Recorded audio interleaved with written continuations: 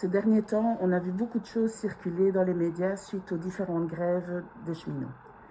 On a vu du soutien, et on les en remercie, mais on a vu aussi d'autres catégories professionnelles qui trouvaient que quand même, franchement, ces cheminots qui veulent tous partir à 55 ans, c'est exagéré. Tout d'abord, ce n'est pas le cas. L'ensemble des cheminots, loin de là, ne peut pas partir à 55 ans. Ça, c'est la première rectification à faire. Deuxième chose, il y a ce courrier qui m'a fort interpellée de Patrick, infirmier en maison de soins et de repos, qui considère que son métier est bien plus pénible que celui des cheminots et qui ne comprend pas pourquoi les cheminots pourraient partir plus tôt.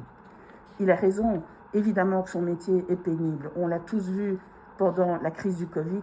Dans les soins de santé, ils sont, tout comme les chemins de fer, sous-financés, tout comme les chemins de fer en manque critique de personnel, et tout comme les chemins de fer, ils travaillent avec des horaires pas possibles. Mais donc, au lieu de nous tirer dans les pattes les uns les autres par rapport à ces mesures, tournons-nous vers les responsables de ce qui nous arrive. Le gouvernement qui sous-finance les différents secteurs, c'est ça le problème. Ici, dans les nouvelles mesures, plus de 90% des efforts vont être supportés par les gens comme vous et moi qui travaillons, pendant que les quelques 10% qui attendent simplement que l'argent leur tombe dans les mains va être complètement préservé des mesures d'économie. Ce n'est pas juste. Nous voulons une fiscalité plus juste, supportée par les épaules les plus larges.